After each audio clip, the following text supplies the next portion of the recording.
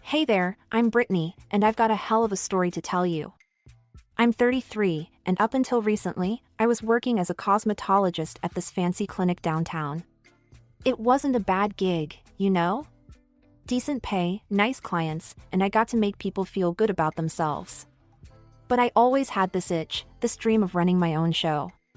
Now, let me introduce you to the other main character in this clusterfuck of a story, my husband. Well, ex-husband now, but we'll get to that juicy bit later. Let's call him Jack. Jack's 5 years older than me and used to work as a manager at some big-shot construction company. We'd been married for 3 years and were living in my apartment. Babe, I'm telling you, opening your own place is the way to go, Jack would say, lounging on the couch with a beer in hand. You be the boss, set your own hours. It's the dream, right? I'd nod, excitement bubbling up inside me. Yeah, you're right. But it's gonna take a lot of work and money to get there. Jack would wave his hand dismissively. Don't worry about that. We'll figure it out. I'll support us while you get it off the ground. You focus on being a kick-ass business owner. So, I started saving. Every extra penny went into my business fund. No more fancy dinners, no new clothes, nothing. I was on a mission. Geez, Brit, you don't have to be so strict, Jack would complain when I'd refuse to order takeout for the 3rd time in a week. Every dollar counts, Jack, I'd reply, heating up some leftovers. We agreed on this, remember? He'd grumble but eventually nod. Yeah. You're right. It'll be worth it in the end. Now, I should probably mention that Jack had been married before. He told me he'd left his apartment to his ex-wife after their divorce. They'd been together for 5 years, and that was about all I knew. Whenever I tried to bring it up, he'd get all cagey. Months went by, and finally, I felt ready to take the plunge. I quit my job at the clinic, got my license, found the perfect little space, and started renovating. Every day was a whirlwind of decisions: what equipment to buy, how to decorate. Finally, after what felt like forever, I was ready to open. I worked my ass off, 7 days a week, from dawn till way past dusk. I barely saw Jack during those first few weeks. When I'd get home, he'd be asleep. When I left in the morning, he was still snoring away. One day, I was in the middle of a facial when my phone started buzzing like crazy. I ignored it at first, I'm a professional, after all. But when it wouldn't stop, I started to worry. What if something had happened to Jack? As soon as my client left, I checked my phone. 5 missed calls from my mother-in-law, Sandra. My stomach dropped. Sandra never called unless it was important. I called her back, my heart pounding. Sandra, is everything okay?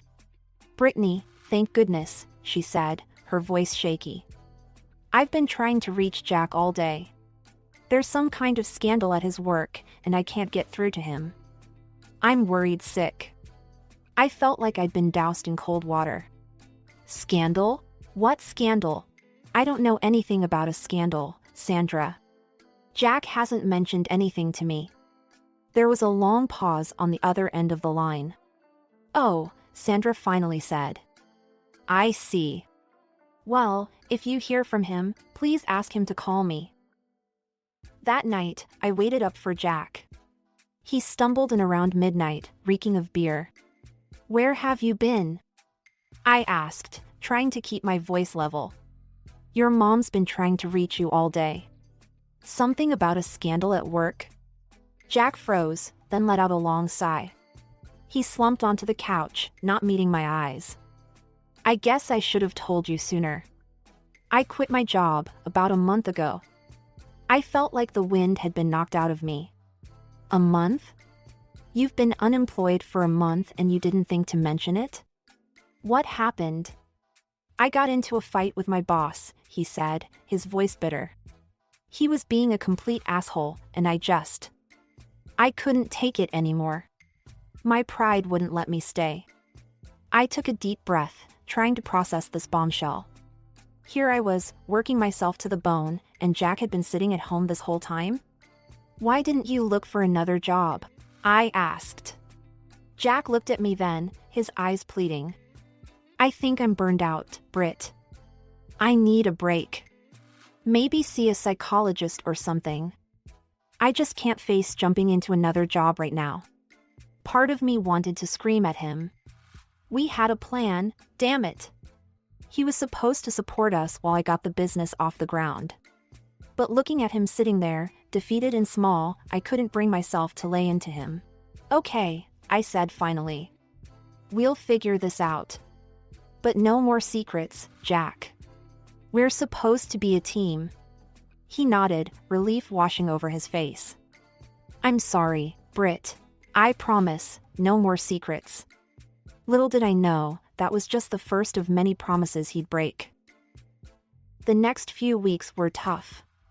I started picking up extra shifts at my old clinic, working mornings at my office and afternoons at the clinic.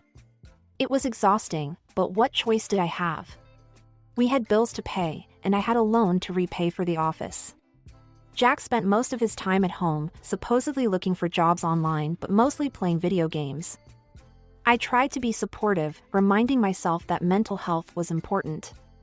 But as the weeks turned into months, I started to wonder if he was really trying at all. Then, finally, a glimmer of hope. Jack came home one day, grinning from ear to ear. I got a job, he announced. I was so relieved I could have cried. We celebrated that night with a bottle of wine, toasting to new beginnings. For a moment, it felt like everything was going to be okay. Jack's new job lasted all of a month. One day, I came home from a particularly grueling shift to find him sprawled on the couch, beer in hand, staring blankly at the TV. You're home early, I said, a sinking feeling in my stomach. He shrugged, not taking his eyes off the screen. Quit.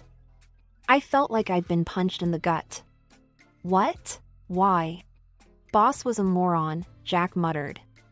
Wanted me to be some kind of robot. All about discipline and following orders. Screw that noise. I took a deep breath, trying to keep my cool. Jack, we talked about this. We can't afford for you to keep quitting jobs. He finally looked at me, his eyes hard. What, so I'm supposed to be miserable? I thought you'd be more understanding, Brit. I bit my tongue, not wanting to start a fight. But inside, I was seething. Understanding? I was working myself to the bone while he sat around drinking beer and playing video games. The next 6 months were a blur of work, stress, and mounting frustration. I'd come home to find Jack exactly where I'd left him, surrounded by empty beer cans and takeout containers. Any luck with the job search? I'd ask, trying to keep the desperation out of my voice. Nothing good out there, he'd reply, waving his hand dismissively. I'm looking for something interesting, you know? With good pay but not too demanding. I wanted to scream. Who didn't want a job like that? But those jobs didn't just fall into your lap. You had to work for them. One night, after a particularly long day, I came home to find Jack actually up and about. He had this weird, excited look in his eyes. Brit, I've been thinking, he said, pulling me down onto the couch next to him. We should have a baby. I stared at him, sure I'd misheard. What? Yeah, think about it, he said, grinning. I could be a stay-at-home dad. You'd go to work, I'd take care of the kid. It's perfect. I couldn't believe what I was hearing. Jack, you've never even washed a dish in this apartment. How are you going to take care of a baby? His face fell. What, you don't think I could do it? It's not that, I said, trying to be diplomatic. It's just, taking care of a baby is a lot of work. And we're not exactly in a great financial position right now. You're being cruel, he said, his voice low. You don't understand my problems. I laughed, a short, harsh sound. Your problems? Jack, I'm working 7 days a week. I'm exhausted. And you want to add a baby to this mess? He stormed off, slamming the bedroom door behind him. I sat on the couch, my head in my hands, wondering how we'd gotten to this point. It started with the computer games. At first, I didn't think much of it. Everyone needs a hobby, right? But then I noticed our joint account was hemorrhaging money. "Jack," I said one evening, my voice tight with frustration, "did you buy another game? And, did you upgrade your computer?" He didn't even look up from the screen. "Yeah, so what? It's our money, isn't it?"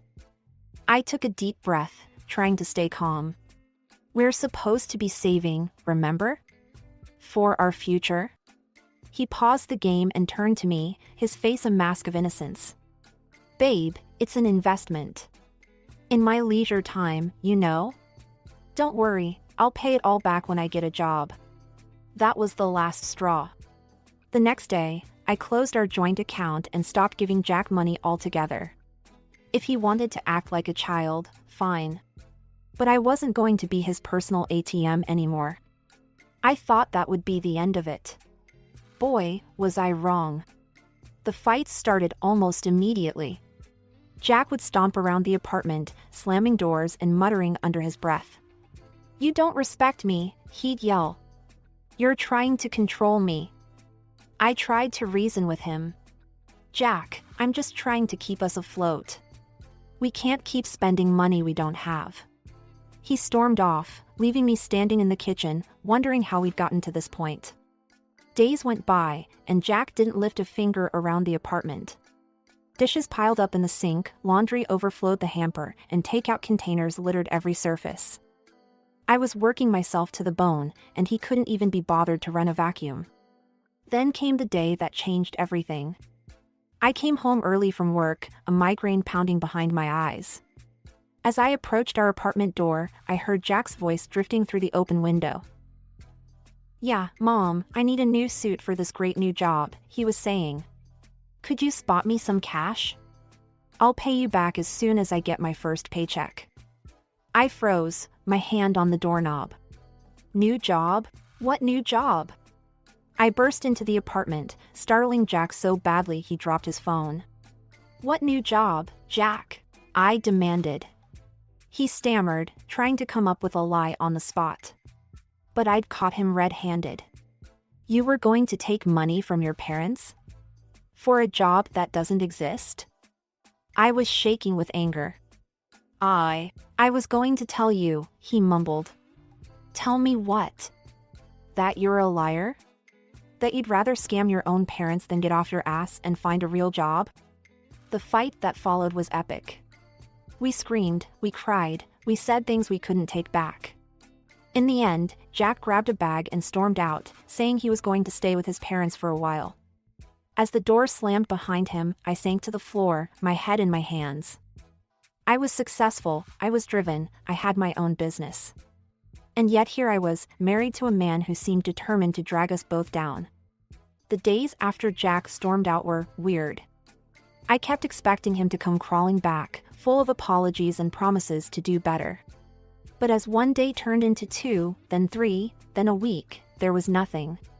No calls, no texts, not even a lousy email. Part of me was relieved. The apartment was peaceful for once. No more walking on eggshells, no more cleaning up after a grown man who acted like a teenager. But another part of me was worried. What if something had happened to him? Just when I was starting to consider calling his parents, my phone rang. Jack's name flashed on the screen. I answered, my heart pounding.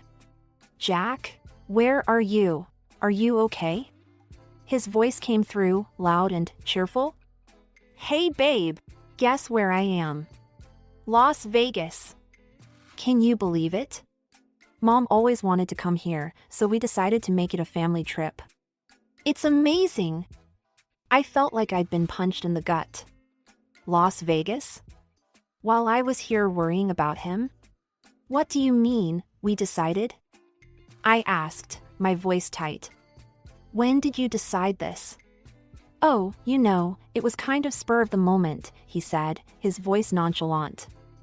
"I told Mom and Dad about my great new job offer, and we thought, why not celebrate?" I gripped the phone so hard my knuckles turned white. What job offer, Jack? We both know there isn't one. There was a pause, then Jack's voice came back, lower this time. Look, what they don't know won't hurt them, right? We're having a great time. I'll find a job when we get back, I promise. And how exactly are you paying for all this? I asked, dreading the answer. Oh, don't worry about that, he said, his voice bright again. I borrowed a couple of your credit cards. But don't freak out. I'll bring you back a magnet or something, okay? Have a great weekend. And then he hung up, just like that. I stood there, staring at my phone, feeling like my whole world was crumbling around me. This man, this person I had married, had stolen my credit cards to fund a vacation based on a lie. Something inside me snapped. I was done. No more second chances, no more excuses. With shaking hands, I opened my banking app and blocked every single one of my cards. Then I called a locksmith. I need my locks changed, I said. Today. As soon as possible. The locksmith came and went, and I was left alone in an apartment that suddenly felt too big, too empty. But I wasn't done yet. I grabbed my phone and made one more call. To a divorce lawyer. Sitting in the lawyer's office later that day, I felt a strange mix of emotions. Sadness, anger, fear, but also relief. As I signed the divorce papers, I realized this was the first step towards taking back control of my life. I was just settling in for a quiet evening at home, the first in what felt like forever, when my phone started buzzing. Jack's name flashed on the screen. I took a deep breath and answered. Brit, thank God you picked up. Jack's voice was frantic. Something's wrong with the cards. They're not working. We can't pay for anything. I could hear the panic in his voice, but I felt oddly calm. That's because I blocked them, Jack. There was a moment of stunned silence on the other end. Then, you what? Why would you do that? Because they're my cards, Jack. I didn't give you permission to use them. But we're stranded here. Mom and Dad are freaking out. You have to unblock them. I could hear the desperation in his voice, but I stood my ground. No, I don't have to do anything. You got yourself into this mess, you can get yourself out. That's when he lost it. Are you kidding me? You're putting me in an impossible situation here. You're my wife, you're supposed to help me. Unblock the cards right now, or I swear to God, I'll divorce you. I burst out laughing then, a full belly laugh that felt like it was coming from someplace deep inside me that had been locked away for too long. Oh, Jack, I said, once I could speak again. You're a little late for that threat. And I hung up. The next day, I rented a storage unit and packed up all of Jack's things. Every shirt, every game console, every little knick-knack that reminded me of him, it all went into boxes and then into storage. I knew Jack would be coming home soon, probably expecting to waltz right back into our apartment like nothing had happened. Well, he was in for a surprise. Sure enough, a few days later, my phone rang again. Jack's voice was a mix of confusion and anger. Brit, what the hell? I can't get into the apartment. Did you change the locks? Yes, I did, I said calmly. Your things are in a storage unit. I'll text you the address and unit number. My things? What are you talking about? Let me in, Brit. This isn't funny. I took a deep breath. This was it. I'm not joking, Jack. I've filed for divorce. The papers should be arriving at your parents' house any day now. There was a long silence. Then, divorce? Brit, come on. You can't be serious. We can work this out. Let's start over, okay? I'll do better, I promise. It's over, Jack, I said firmly. I've made my decision. Please don't contact me again except through my lawyer. I hung up and blocked his number.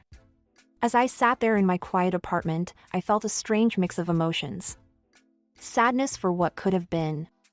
anger at all the lies and betrayal. But mostly, I felt relief. For the first time in a long time, I felt like I could breathe. A few days after I'd blocked Jack's number, my phone rang with an unfamiliar number. I almost didn't answer, thinking it might be Jack trying to reach me from another phone. But something made me pick up. "Hello?" I said cautiously. "Britney?" "It's Sandra, Jack's mother."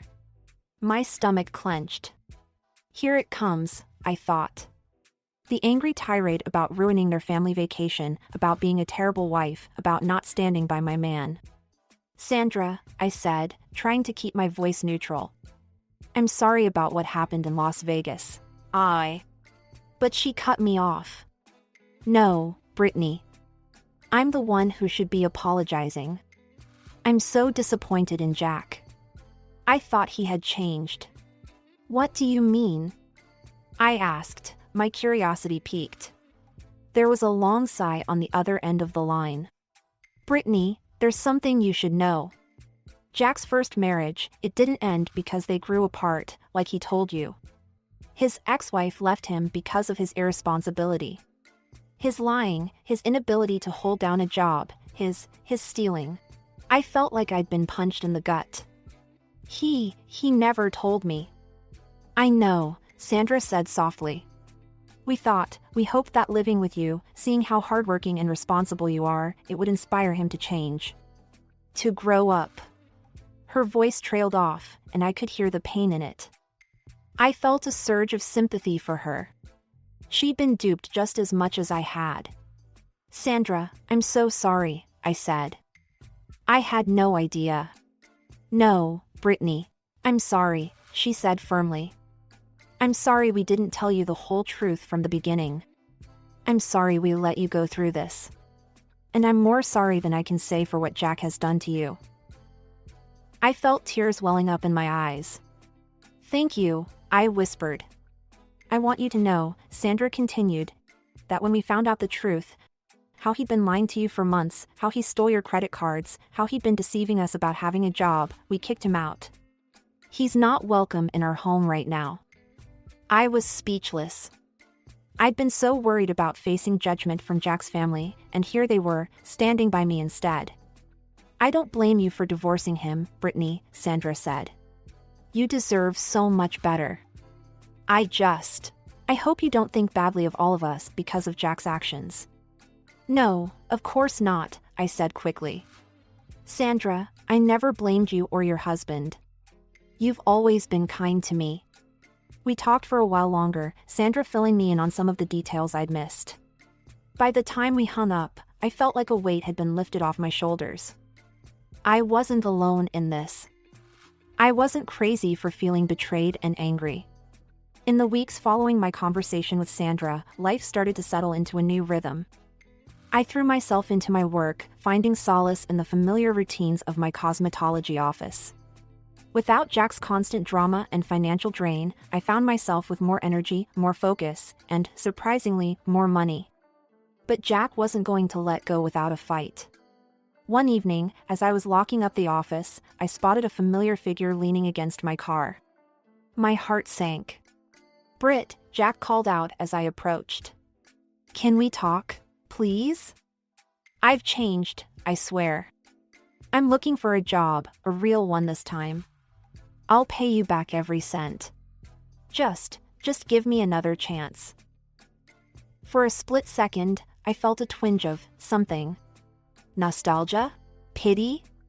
But then I remembered all the lies, all the broken promises, all the stress and pain he'd put me through.